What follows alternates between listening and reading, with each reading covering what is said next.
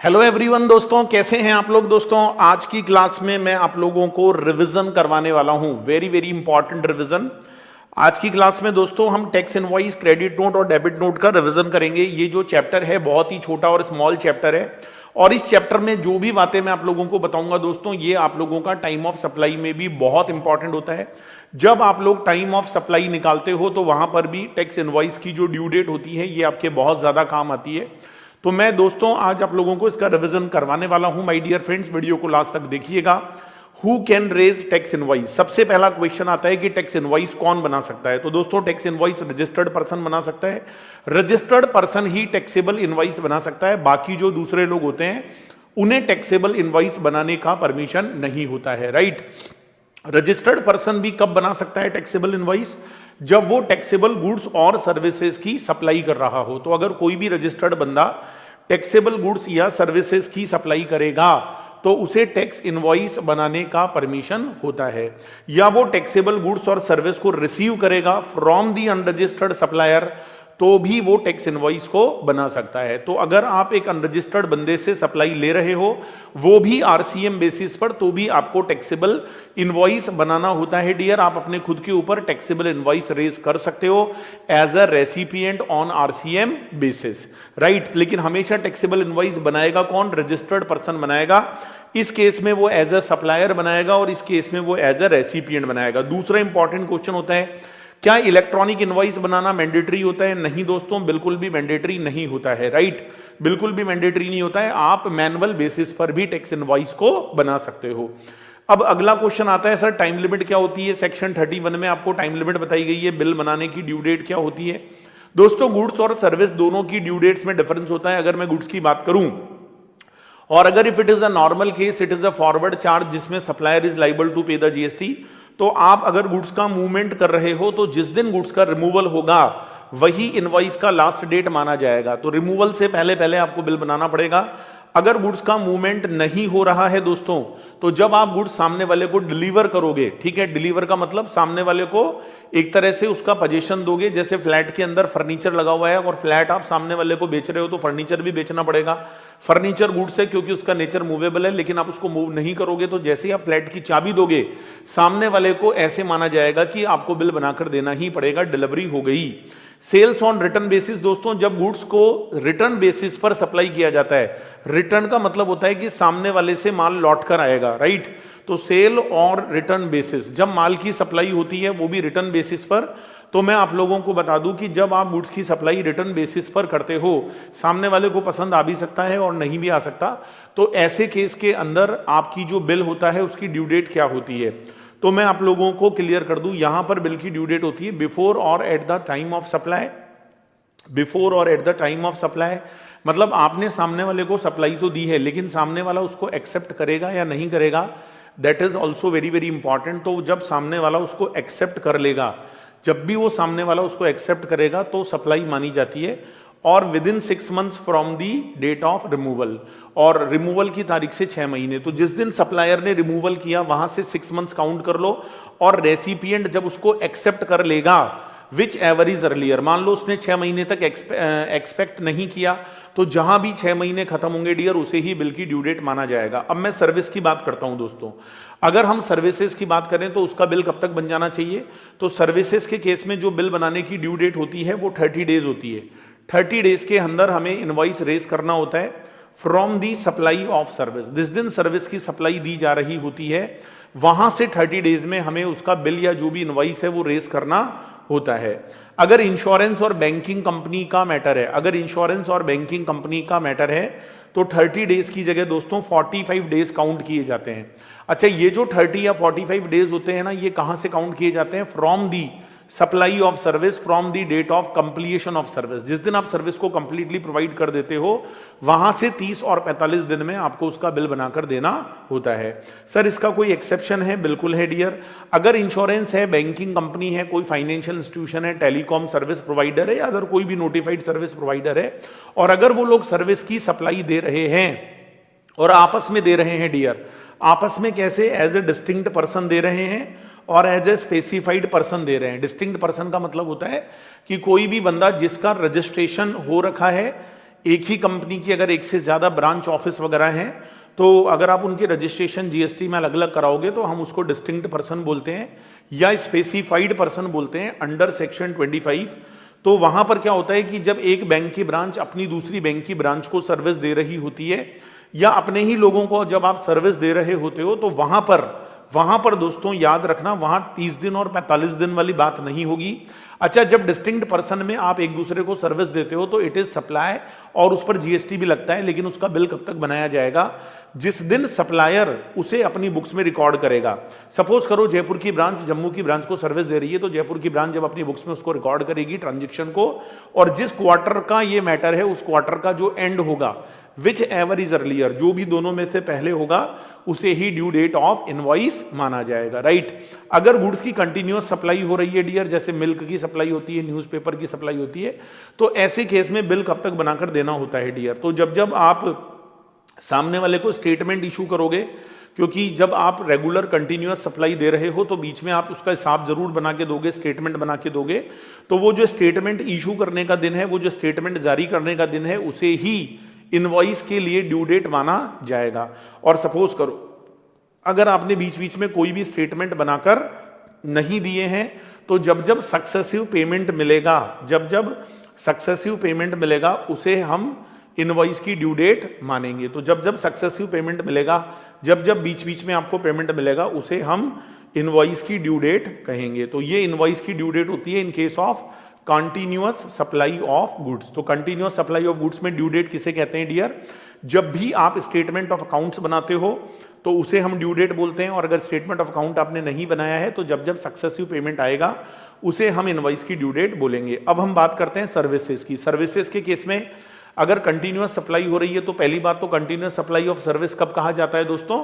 जब किसी सर्विस को देने का पीरियड 3 मंथ से ज्यादा होता है, तो वहां पर ड्यू डेट किसे कहते हैं दोस्तों? अगर due date of payment is ascertainable from the contract, अगर किसी कॉन्ट्रैक्ट से आपको ड्यू डेट असर्टेन हो जाती है, क्योंकि जब सर्विस का कॉन्ट्रैक्ट होता है तो पहले से ड्यू डेट मेंशन होती है कि किस किस तारीख पर पेमेंट किया जाएगा, तो वो जो ड्यू डेट ऑफ पेमेंट होती है ना, उसे ही हम इनवॉइस की ड्यू डेट बोलते हैं। और अगर due date is not ascertainable, तो ऐसे केस में डियर सप्लायर रेसिपिएंट से जब पेमेंट को रिसीव करेगा, जब सप्लायर रेसिपिएंट से पेमेंट को रिसीव करेगा, तो वो जो डेट होगी रिसीव करने की, पेमेंट को रिसीव करने की जो भी डेट होगी, उसे ही हम इनवॉइस की ड्यू डेट कहेंगे।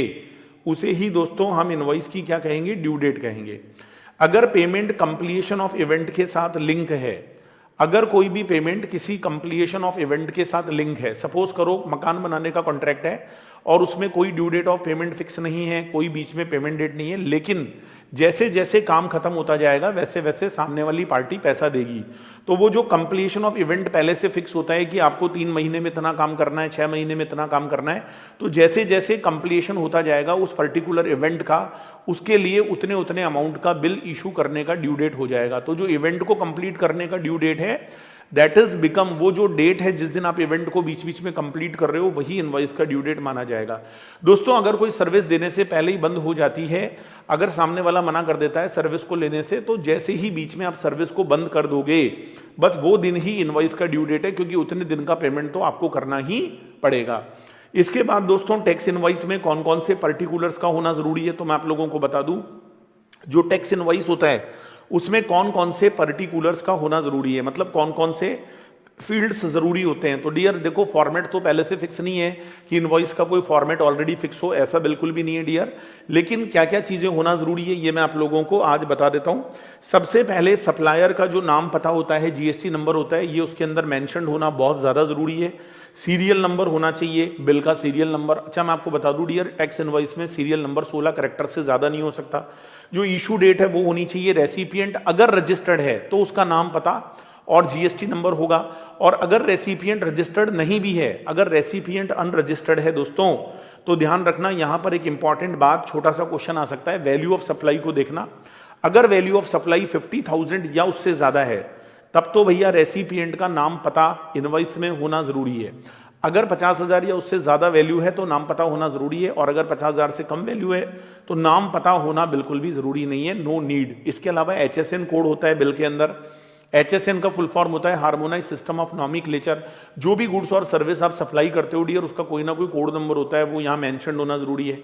डिस्क्रिप्शन क्वांटिटी का होना जरूरी है, टोटल वैल्यू टैक्सेबल वैल्यू का होना जरूरी है, जो भी रेट ऑफ टैक्स है, टैक्स अमाउंट है, प्लेस ऑफ सप्लाई है, एड्रेस ऑफ डिलीवरी है, इफ डिफिकल्ट फ्रॉम सप्लाई, ये सब चीजें होना जरूरी है। सिग्नेचर और डिजिटल सिग्नेचर का भी होना यहाँ पर जरूरी हो जाता है, राइट। तो ये सारी बात डियर मैंने आप लोगों को यहाँ पर, तो बात ये है दोस्तों, मैं आप लोगों को ये बता रहा था कि बिल में कौन कौन सी चीज़ों का होना ज़रूरी है, तो ये सब चीज़ें होना ज़रूरी है।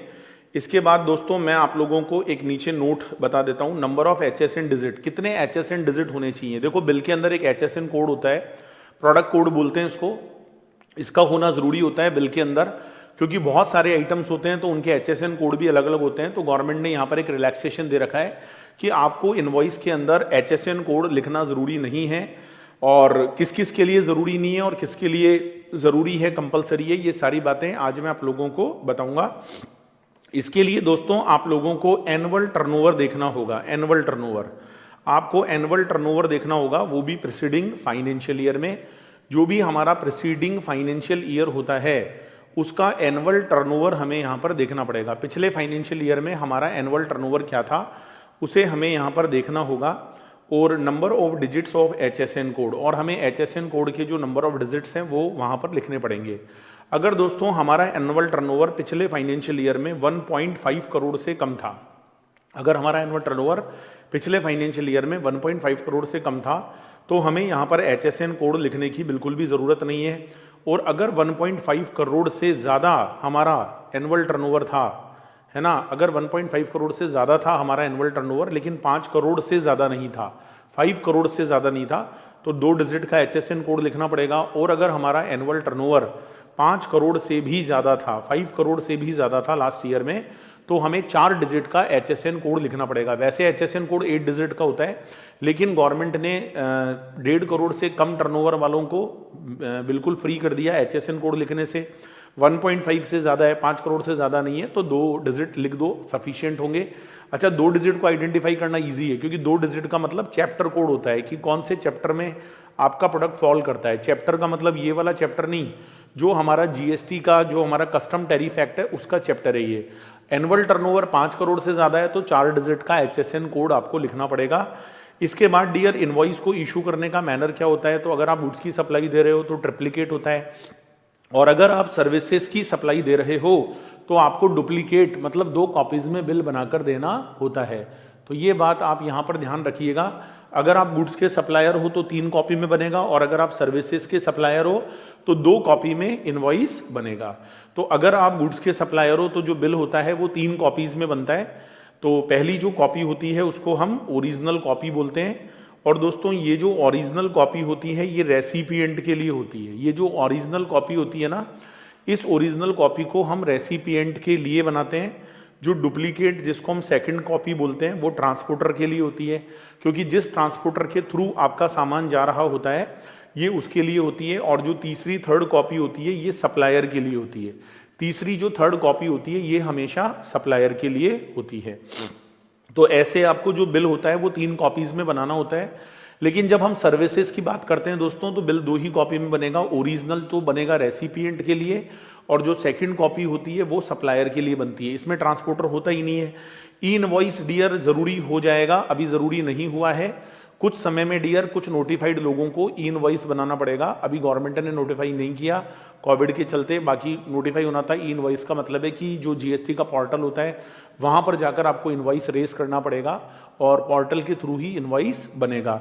The requirement of duplicate triplicate copy is not required. अगर ई इनवॉइस बनना शुरू हो जाएगा ना दोस्तों, तो ये जो डुप्लीकेट और ट्रिप्लीकेट कॉपी है ना, इसकी नीड ही नहीं रहेगी, राइट।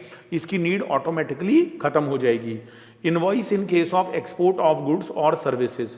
दोस्तों अगर आप गुड्स और सर्विसेज का एक्सपोर्ट कर रहे हो तो वहां पर भी बिल बनता है क्या? बिल्कुल बनता है डियर।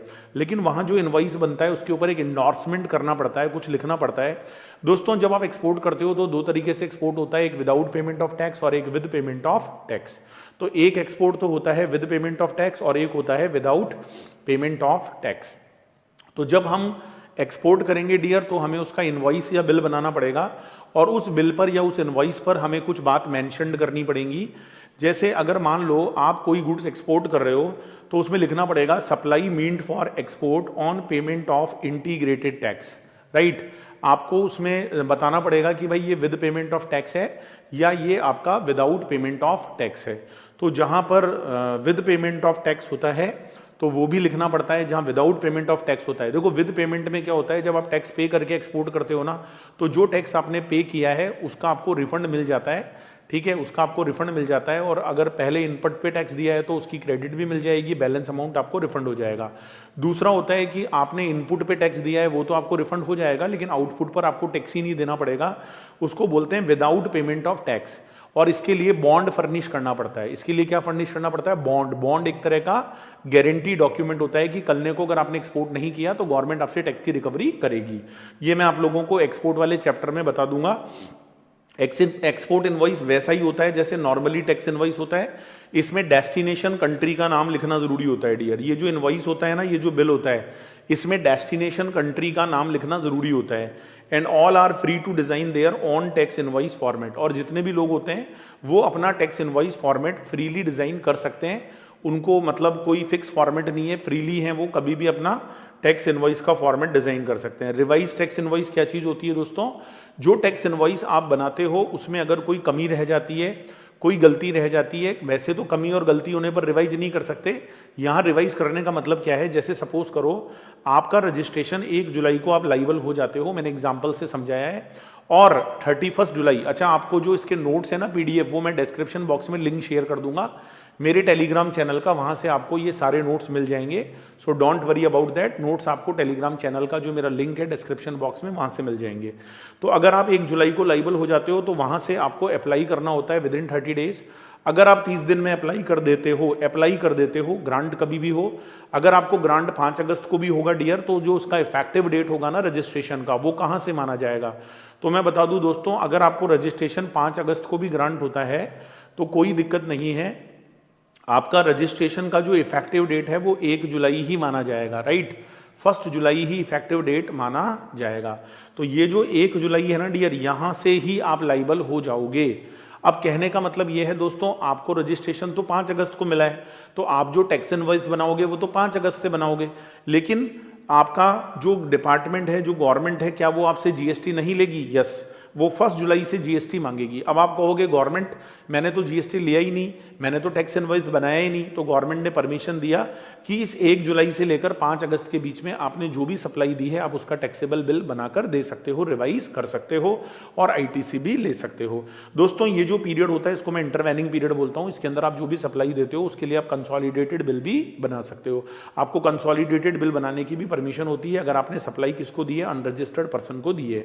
हाँ, लेकिन अनरजिस्टर्ड में एक बात ध्यान रखना, अगर आप इंटर सप्लाई कर रहे हो तो आप अनरजिस्टर्ड जो रेसिपिएंट है उसको कंसोलिडेटेड बिल बनाकर नहीं दे सकते। कब नहीं दे सकते, एग्जाम में आ सकता है, ध्यान रखना।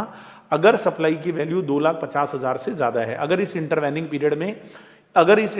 पीरियड में आपने कोई भी सप्लाई दी है जिसकी वैल्यू 2,50,000 से अगर ज्यादा है डियर, अगर 2,50,000 से ज्यादा वैल्यू होगी सप्लाई की, तो वहां पर आप जो भी बिल बनाओगे, वहां पर आप जो भी इनवॉइस बनाओगे, वो इनवॉइस आपको सेपरेट ही बनाकर देना पड़ेगा। आप उसको कंसोलिडेटेड बेसिस पर नहीं बना सकते।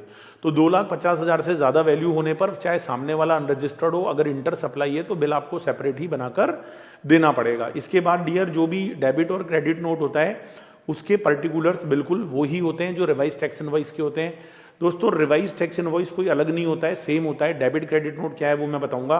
कंसोलिडेटेड टैक्स इनवॉइस का एक ऑप्शन और भी है लॉ के अंदर। अगर आप किसी वैल्यू ऑफ सप्लाई 200 रुपए से कम है, सामने वाला अगर अनरजिस्टर्ड बंदा है, और तीसरी बात रेसिपिएंट बिल नहीं चाहता है, अगर ये तीनों बातें पूरी हो रही है तो भी आपको बार-बार बिल नहीं बनाना पड़ता टैक्स इनवॉइस। गवर्नमेंट ने बोला कि पूरे दिन का एक ही टैक्स इनवॉइस आप बना दो। शाम को जब आप अपनी दुकान को बढ़ाओगे उस समय आप एक साथ बिल जो टैक्स इनवॉइस है वो बना दो, राइट। तो पूरे दिन में अगर आप अनरजिस्टर्ड लोगों को सप्लाई देते हो और वो जो रेसिपिएंट है उसको अगर आपसे बिल नहीं चाहिए, और अगर वैल्यू ऑफ सप्लाई 200 रुपए से कम है, 200 रुपीज से कम है, तो आपको सेपरेट सेपरेट बिल बनाकर देने की ज़रूरत नहीं है, आप वहाँ पर कंसोलिडेटेड इनवॉइस रेस कर सकते हो पूरे दिन का, राइट। और किसी को देना नहीं है, अपने पास रख लो for the purpose of record. ये provision not only tax invoice के लिए है, this provision is also applicable in case of bill of supply also. अच्छा, विद इफेक्ट फ्रॉम 1 सितंबर 2019, 1 सितंबर 2019 से supplier of services by way of admission to exhibition of cinematographic film, जो movie hall होते हैं, पिक्चर हॉल होते हैं, जहां आप मल्टीप्लेक्स में पिक्चर देखने जाते हो, तो वहां पर दोस्तों चाहे टिकट 200 रुपए से कम का हो, लेकिन सप्लायर को वहां पर टिकट बनाकर देना पड़ेगा, और वो जो टिकट होता है ना, उसको ही टैक्स इनवॉइस बोलते हैं। तो दोस्तों ये एक एक्सेप्शन है, जहां 200 रुपए से कम का होने पर भी, अनरजिस्टर्ड होने पर भी, बिल नहीं चाहने पर भी सामने वाले को टिकट बनाकर देना जरूरी है, और टिकट को ही बिल माना जाएगा। बिल ऑफ सप्लाई क्या होती है? Bill of supply registered person बनाता है। कब बनाता है डियर? जब वो एग्जेम्प्टेड गुड्स और सर्विस की सप्लाई दे रहा हो, या वो कंपोजिशन स्कीम में सप्लाई दे रहा हो, क्योंकि जब आप कंपोजिशन में सप्लाई दोगे तो आप टैक्सेबल बिल नहीं बनाओगे, उसकी जगह जो डॉक्यूमेंट बनाओगे डियर, हम उसको बिल ऑफ सप्लाई बोलेंगे। दोस्तों ये जो बिल ऑफ सप्लाई होती है, इसके अंदर सब कुछ होता है जो इनवॉइस में होता है, बस टैक्स अमाउंट नहीं होता, रेट ऑफ टैक्स नहीं होती, टैक्सेबल वैल्यू नहीं होती, राइट। केवल वैल्यू होती है, टैक्सेबल वैल्यू नहीं होती, राइट। बाकी सारी चीजें वही होती है। तो जब भी आप एग्जेम्प्टेड गुड्स या सर्विस की सप्लाई देते हो किसी भी अनरजिस्टर्ड बंदे को, तो वहां पर आप जो है ये बिल ऑफ सप्लाई बनाकर दे सकते हो। अगर आप दोनों तरह की सप्लाई दे रहे हो, टैक्सेबल भी और एग्जेम्प्टेड भी, तो पहले पुराने लॉ में तो क्या होता था, ठीक है, टैक्सेबल जो सप्लाई होती थी उसके लिए टैक्सेबल इनवॉइस बनाना पड़ता था, लेकिन जो एग्जेम्प्टेड सप्लाई होती थी उसके लिए बिल ऑफ सप्लाई बनाना पड़ता था। पर अब ऐसा नहीं है, अब एक ही डॉक्यूमेंट आप बनाकर दे सकते हो, और उस एक डॉक्यूमेंट का नाम होता है invoice come bill of supply. उसको क्या बोलते हैं? Invoice come bill of supply. तो इनवॉइस अलग और बिल ऑफ सप्लाई अलग ऐसा नहीं है, दोनों को एक साथ भी आप बनाकर दे सकते हो, तो हम उसको invoice come bill of supply भी बोल सकते हैं। आई थिंक दोस्तों आपको बात समझ में आ गई होगी। इसके बाद रिसिप्ट वाउचर की हम बात करेंगे। ये रिसिप्ट वाउचर क्या होता है दोस्तों? तो कोई भी सप्लायर जो होता है दोस्तों, अगर उसको एडवांस पेमेंट मिलता है, अगर आप एक सप्लायर हो और आपको अगर एडवांस पेमेंट मिला है, किससे मिला है एडवांस पेमेंट? किसी भी रेसिपिएंट से अगर आपको एडवांस पेमेंट मिला है, तो जैसे ही आपको एडवांस पेमेंट मिलेगा, अगर आप एक सप्लायर हो और अगर आपको किसी भी रेसिपिएंट से कोई भी एडवांस पेमेंट मिलता है, तो आप एज ए सप्लायर उस रेसिपिएंट को जो डॉक्यूमेंट बनाकर दोगे, उस डॉक्यूमेंट को हम क्या बोलते हैं? Receipt voucher. क्या बोलते हैं दोस्तों? हम उसको रिसिप्ट वाउचर बोलते हैं, right. Where at the time of receipt of advance, तो जब भी आपको एडवांस रिसीव होता है तो आपको रिसिप्ट वाउचर बनाकर देना होता है। लेकिन कई बार प्रॉब्लम ये आती है कि जब आपको एडवांस मिल रहा होता है ना, तो एट दैट टाइम आपको रेट ऑफ टैक्स पता नहीं होता है, नेचर ऑफ सप्लाई पता नहीं होती है, क्योंकि अभी तक हमने सप्लाई तो दी नहीं है, एडवांस मिला है। अब सामने वाला कौन से नेचर की सप्लाई लेगा अभी पहले से डिटरमाइंड नहीं है, प्रोडक्ट कौन सा लेगा उसकी रेट भी अभी पता नहीं है। तो ऐसी सिचुएशन में गवर्नमेंट ने ऐसे बोला कि अगर टैक्स रेट पहले से डिटरमाइंड नहीं है और एडवांस मिला है, तो eight the time of receipt voucher आप वहां पर जीएसटी 18% से जमा कराओगे, क्योंकि सर्विस के केस में तो अगर एडवांस मिल भी जाता है तो आपको जीएसटी जमा कराना पड़ता है। तो रेट क्या लगाओगे? 18%। और अगर नेचर ऑफ सप्लाई भी पता नहीं है तो नेचर ऑफ सप्लाई क्या मानी जाएगी? इंटर स्टेट मानी जाएगी। जो नेचर ऑफ सप्लाई है वो क्या मानी जाएगी? इंटर स्टेट मानी जाएगी। इसके बाद दोस्तों हम बात करते हैं रिफंड वाउचर की। ये रिफंड वाउचर क्या चीज़ होती है? तो मैं आपको बता दूं डियर, रिफंड वाउचर क्या चीज़ होती है। जब किसी सप्लायर को रिसिप्ट वाउचर इशू करना होता है एडवांस पेमेंट पर, और अभी तक अगर सप्लायर ने सप्लाई नहीं दी है, नोटिस करिएगा इस बात को, अगर सप्लायर ने सप्लाई नहीं दी है और दोस्तों अभी तक कोई टैक्स इनवॉइस भी नहीं बनाया है, और सामने वाला रेसिपिएंट आ जाए और बोले लाओ लाओ रिफंड, मेरा पैसा वापस दे दो, तो कई बार डियर रेसिपिएंट मना कर देता है सप्लाई लेने से। तो ऐसे केस में जो सप्लायर होएगा वो क्या इशू करेगा? Refund voucher. तो जैसे ही वो रिफंड करेगा तो एक रिफंड वाउचर बनाकर देगा, किसको? रेसिपिएंट को। तो दोस्तों रिसिप्ट वाउचर हो या रिफंड वाउचर हो, दोनों ही कौन बनाता है? सप्लायर बनाता है। और सप्लायर बनाकर किसके ऊपर रेज करता है? रेसिपिएंट के ऊपर रेज करता है, रेसिपिएंट को इशू करता है। तो ये जो रिसिप्ट वाउचर है या जो भी रिफंड वाउचर है, it should be issued by the supplier to the recipient. I think आपको बात समझ में आ गई होगी। इसके बाद हम आगे बढ़ते हैं, invoice and payment voucher to be issued by the recipient. अब मैं दूसरी जो बात आपको समझाने जा रहा हूं that is in relation to invoice and payment voucher. दोस्तों ये जो इनवॉइस एंड पेमेंट वाउचर होता है इसे कौन इशू करता है? इसको हमेशा रेसिपिएंट इशू करता है जब वो रिवर्स चार्ज बेसिस पर टैक्स पे कर रहा हो। याद रखना, इनवॉइस और पेमेंट वाउचर यहां पर कौन बनाएगा? रेसिपिएंट बनाएगा जब वो रिवर्स चार्ज बेसिस पर टैक्स को पे कर रहा हो। तो चलिए दोस्तों, सबसे पहले पेमेंट वाउचर की बात करते हैं। तो पेमेंट वाउचर कब बनेगा और कौन बनाएगा? Payment voucher where recipient is registered. दोस्तों अगर रेसिपिएंट एक रजिस्टर्ड बंदा है, अगर रेसिपिएंट एक रजिस्टर्ड बंदा है और वो जो रेसिपिएंट रजिस्टर्ड है उसने कोई सप्लाई रिसीव की है, उसने क्या रिसीव करी है दोस्तों? कोई सप्लाई रिसीव की है on RCM basis, on RCM basis. तो कोई भी रेसिपिएंट अगर रजिस्टर्ड है और वो सप्लाई लेता है, रिसीव करता है सप्लाई को जो कि टैक्सेबल होती है ऑन आरसीएम बेसिस, तो जैसे ही रेसिपिएंट किसी भी सप्लाई को रिसीव करेगा which is taxable on RCM basis, मतलब उसका टैक्स रेसिपिएंट को ही जमा कराना है। तो ऐसी दो सिचुएशन होती हैं, आप जानते हो 9(3) और 9(4). 9(3) में नोटिफाइड सर्विसेज पढ़ाई थी मैंने, 9(4) में अनरजिस्टर्ड बंदे से सप्लाई लेने पर पढ़ाया था। दोस्तों 9(4) अभी गवर्नमेंट ने थोड़ा सा डेफर किया हुआ है, केवल एक सिचुएशन में लगता है, वो मैं अभी आपको बता दूंगा। अगर सप्लायर रजिस्टर्ड है और अगर सप्लायर रजिस्टर्ड नहीं है, दो सिचुएशन बनेगी, अगर सप्लायर रजिस्टर्ड है और अगर सप्लायर रजिस्टर्ड नहीं है। और 9(4) के अंदर डियर सप्लायर हमेशा ही क्या होगा? अनरजिस्टर्ड होगा। तो यहां पर क्या होगा डियर, जो रेसिपिएंट होता है ना, रेसिपिएंट वो आरसीएम बेसिस पर टैक्स जमा कराता है। तो जैसे ही रेसिपिएंट को पेमेंट मिलता है, सॉरी रेसिपिएंट जब पेमेंट करता है किसको? सप्लायर को पेमेंट करता है, तो वो एट दैट टाइम जो डॉक्यूमेंट बनाता है उसको हम पेमेंट वाउचर बोलते हैं। तो पेमेंट वाउचर हमेशा कौन बनाएगा? रेसिपिएंट बनाएगा जब रेसिपिएंट रिवर्स चार्ज बेसिस पर टैक्स का पेमेंट कर रहा हो। किसको कर रहा हो दोस्तों? सप्लायर को कर रहा हो। इसके बाद माय डियर फ्रेंड्स, इनवॉइस भी बनाना पड़ता है। मैं आपको बता दूं डियर, यहाँ पर जो रेसिपिएंट लोग होते हैं ना उनको इनवॉइस भी बनाना पड़ता है। अच्छा, रेसिपिएंट लोगों को इनवॉइस कब बनाना होता है ये भी मैं आप लोगों को क्लियर कर दूं। जितने भी रेसिपिएंट लोग होते हैं इन्हें इनवॉइस कब बनाना होता है? इनवर्ड सप्लाई पर। तो जब भी रेसिपिएंट कोई इनवर्ड सप्लाई लेगा तो उस इनवर्ड सप्लाई पर उसको इनवॉइस भी बनाना पड़ेगा। अच्छा, यहाँ भी वही रिवर्स चार्ज वाला केस है, लेकिन दोस्तों जब आप इनवॉइस बनाते हो तो वहाँ थोड़ा सा सावधान हो जाना। केस तो वही 9(3) और 9(4) होंगे। 9(3) में सप्लायर रजिस्टर्ड भी हो सकता है और अनरजिस्टर्ड भी, लेकिन 9(4) में तो ऑलवेज क्या होगा? अनरजिस्टर्ड होगा। तो दोस्तों ध्यान रखना, जब सप्लायर रजिस्टर्ड होगा तो इनवॉइस वो आपको बनाकर दे देगा। माना वो इनवॉइस में टैक्स शो नहीं करेगा, टैक्स रेसिपिएंट को जमा कराना पड़ेगा। लेकिन अगर सप्लायर अनरजिस्टर्ड है तो वो आपको कभी भी इनवॉइस बनाकर नहीं देगा। लेकिन एज ए रेसिपिएंट अगर आप जीएसटी जमा कराओगे रिवर्स चार्ज बेसिस पर तो गवर्नमेंट ने ये जिम्मेदारी रेसिपिएंट पर ही डाल दी। वैसे हमेशा इनवॉइस बनाने की जो जिम्मेदारी होती है वो सप्लायर की होती है, लेकिन इस वाले केस में डियर रेसिपिएंट की होगी। यहाँ पर रेसिपिएंट को इनवॉइस इशू करना होगा। यहाँ पर जो रेसिपिएंट होगा ना उसको इनवॉइस इशू करना होगा। तो रेसिपिएंट को इनवॉइस कब इशू करना होता है? जब सप्लायर क्या होता है? अनरजिस्टर्ड होता है। जब सप्लायर क्या होता है?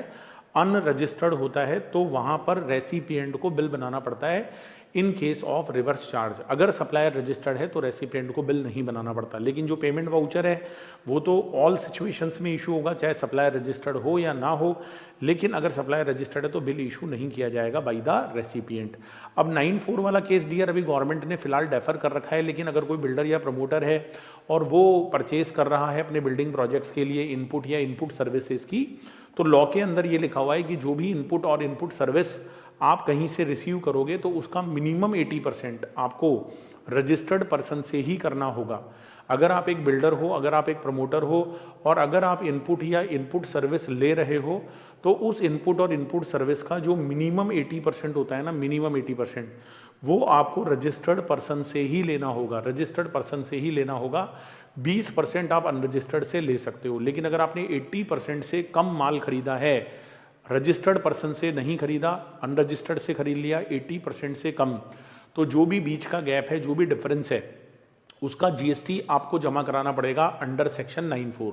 सपोज आपने 70% खरीदा रजिस्टर्ड से, जबकि मिनिमम 80 खरीदना जरूरी है, तो 30% नहीं बल्कि आपको 10% जो आपने इनपुट या इनपुट सर्विसेज लिए हैं उसका जीएसटी 94 के बेसिस पर जमा कराना पड़ेगा, राइट।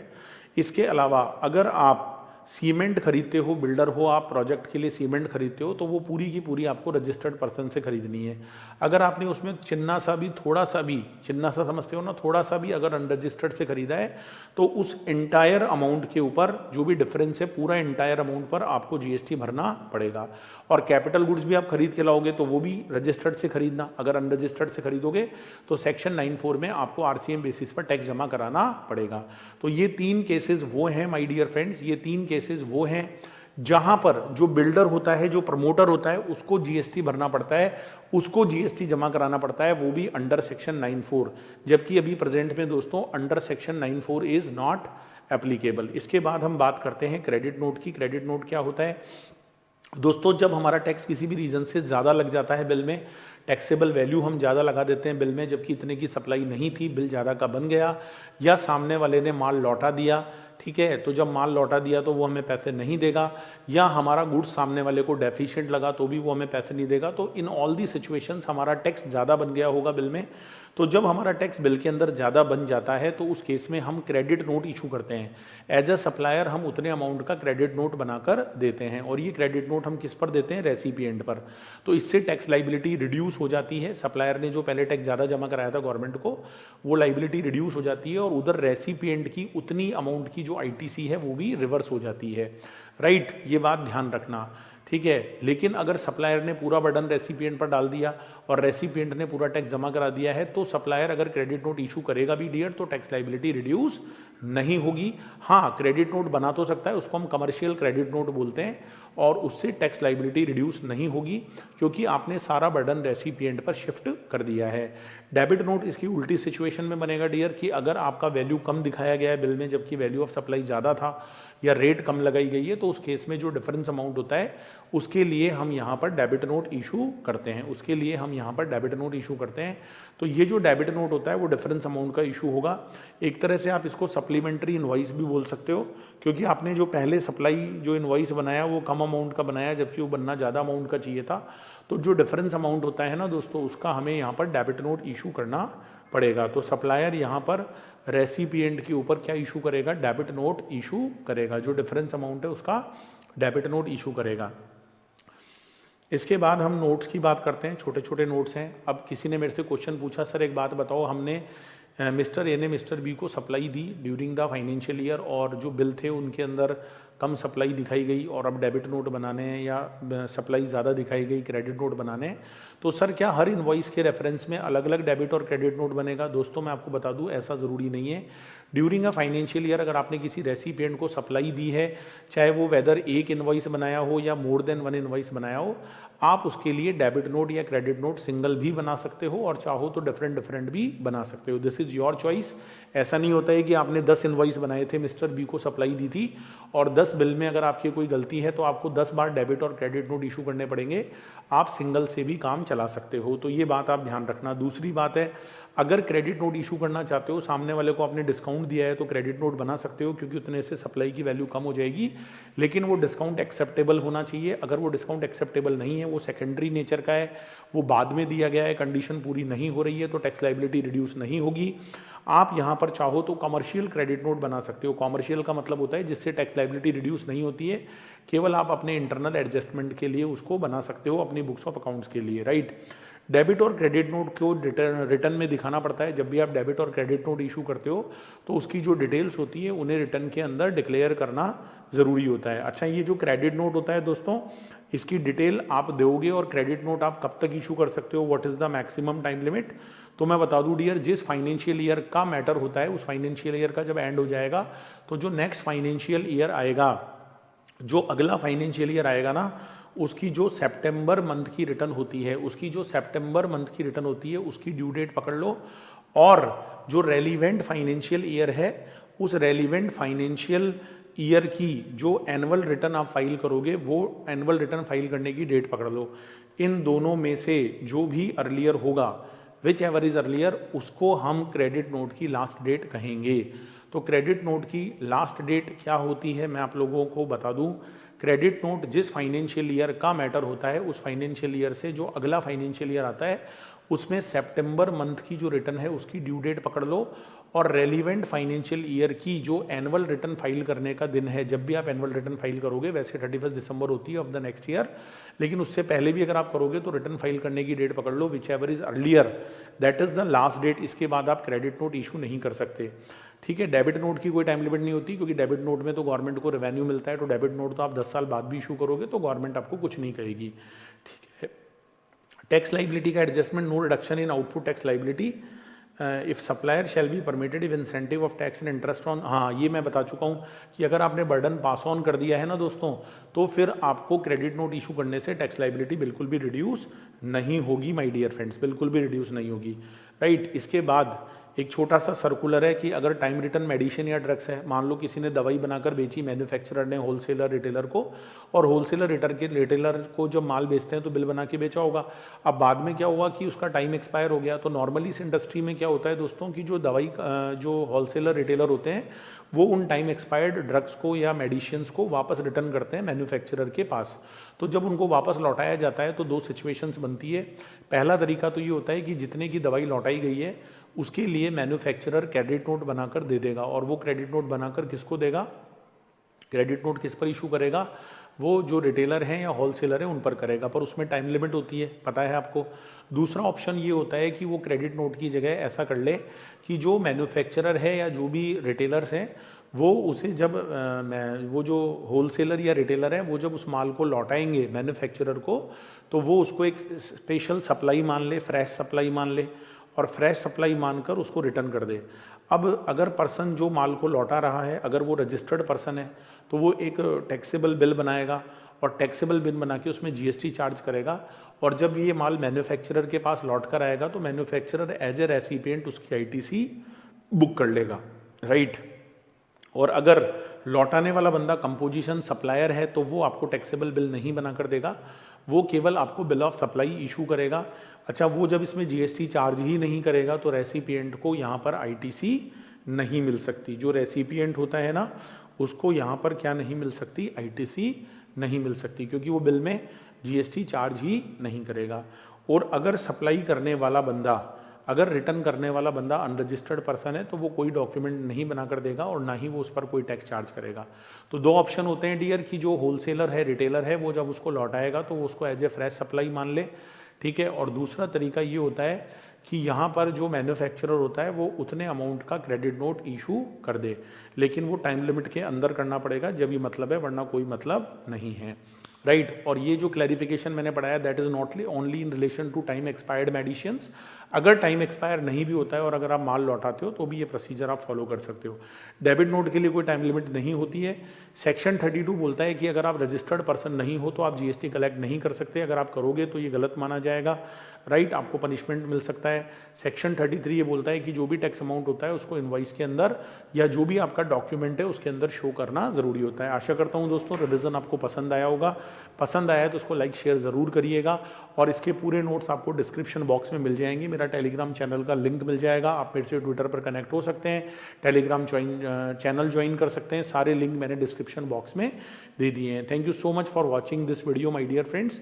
आज के लिए इतना ही दोस्तों, फिर मिलते हैं नए वीडियो के साथ। Thank you so much. Last में एक ही बात बोलूंगा, जोश दिल में जगाते चलो, जीत के गीत गाते चलो। Tata bye bye.